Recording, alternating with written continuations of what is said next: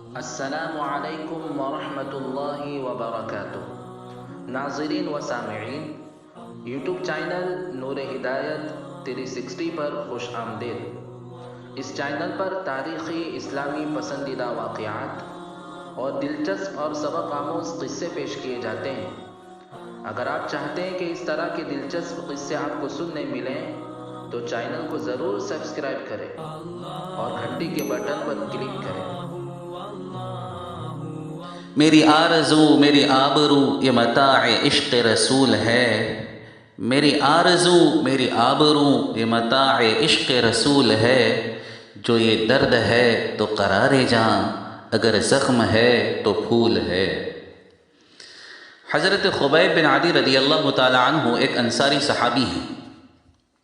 حضور پاک صلی اللہ تعالی علیہ وسلم نے ایک مرتبہ 10 لوگوں کی ایک جماعت تیار کی، جن میں حضرت خبیب بھی تھے، اور ان کو ایک مقام کی طرف روانہ کیا تھا۔ راستے میں کفار کے تقریباً 200 لوگوں نے ان پر حملہ کیا اور 10 میں سے 8 کو شہید کر دیا اور 2 صحابہ کو دھوکہ دے کر گرفتار کر دیا، جن میں سے ایک تو حضرت زید تھے اور دوسرے حضرت خبیب بن عدی، اور پھر ان کو گرفتار کر کے مکہ جا کر مکہ والوں کے ہاتھوں میں ان کو فروخت کر دیا۔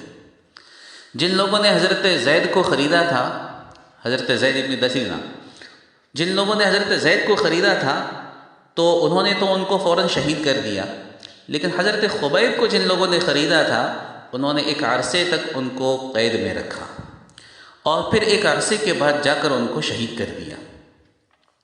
تو جس وقت حضرت خبیب رضی اللہ تعالی عنہ کو شہید کیا جا رہا تھا، ان کو پہلے تو حرم سے باہر لے گئے اور پھر چاروں طرف سے ان کو گھیر لیا اور پھر پوچھا ان سے کہ تمہاری کوئی آخری خواہش ہے؟ تمہیں سولی پر لٹکایا جانے والا ہے، تمہیں ہم شہید کرنے والے مارنے والے ہیں، تمہاری کوئی آخری خواہش ہے؟ کہا کہ ہاں۔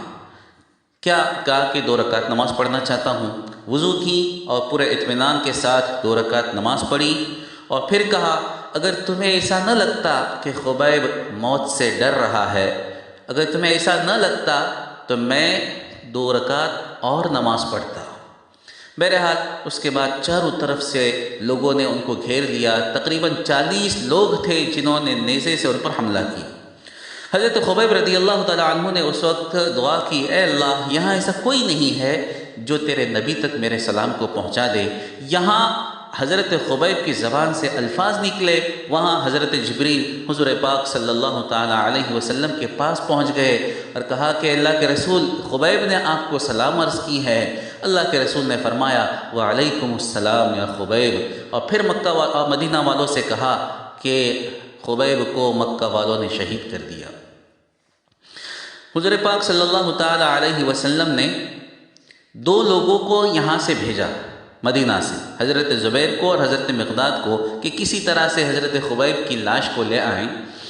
جب یہ حضرات پہنچے، اللہ تعالیٰ کی طرف سے مدد ہوئی، خاموشی کے ساتھ میں ان کی لاش کو اتارا سولی پر سے اور لے کر چلے، لیکن مکہ والوں کو خبر ہوئی، پیچھا کیا، اور قریب جب پہنچ گئے تو حضرت زبیر نے حضرت خبیب کی لاش کو زمین پر چھوڑ دیا۔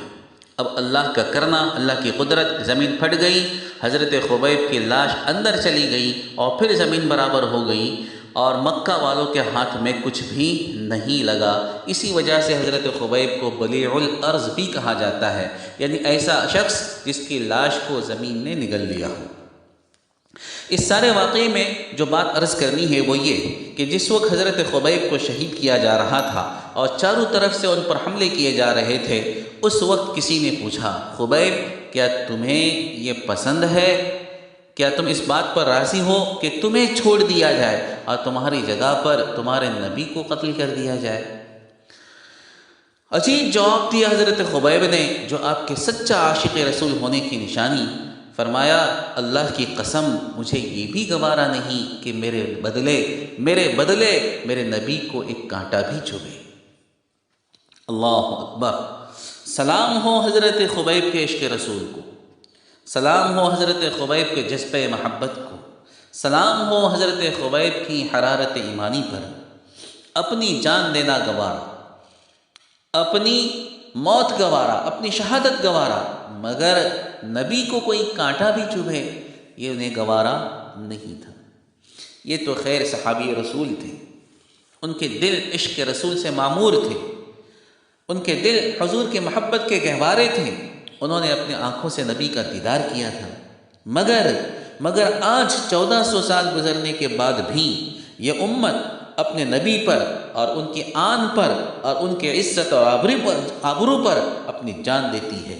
یہ امت لاکھ گنہگار سہی مگر نبی کی شان میں ذرا سی بے ادبی اور گستاخی کو برداشت نہیں کر سکتی، اپنے نبی کی محبت کو اپنی آنکھوں کا نور اور دل کا سرور سمجھتی ہے، کیونکہ نبی کی محبت ایمان کا حصہ ہی نہیں بلکہ عین ایمان ہے۔